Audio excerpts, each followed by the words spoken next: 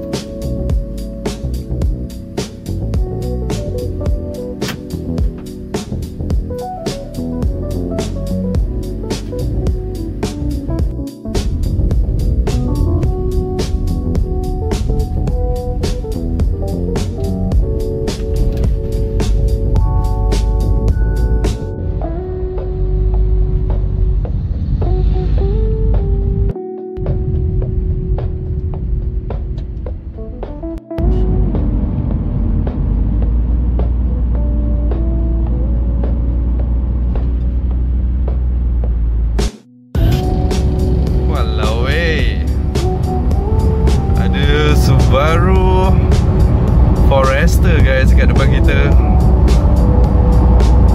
What's up gang? Handsome lah. Handsome lah dia.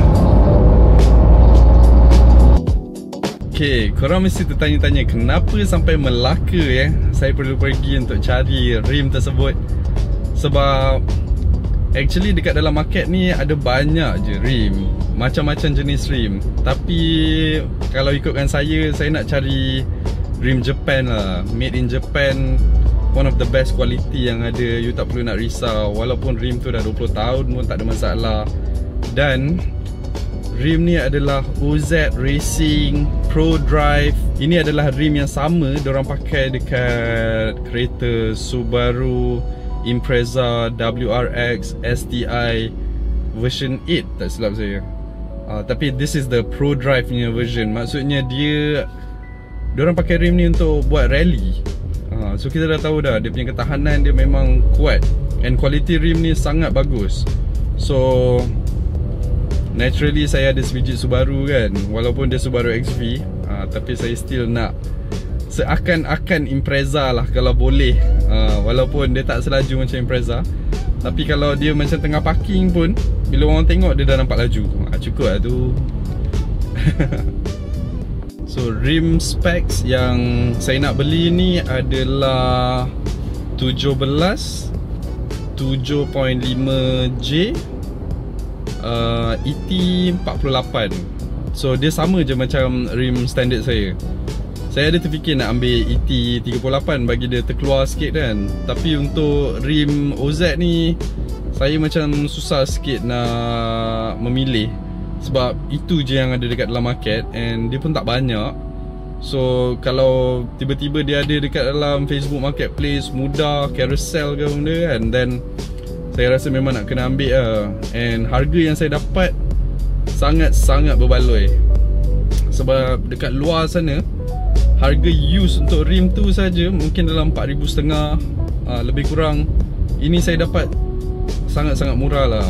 Tapi condition memang tak adalah macam 10/10 kan. Mungkin dalam 8/10. Tapi okey lah, you know.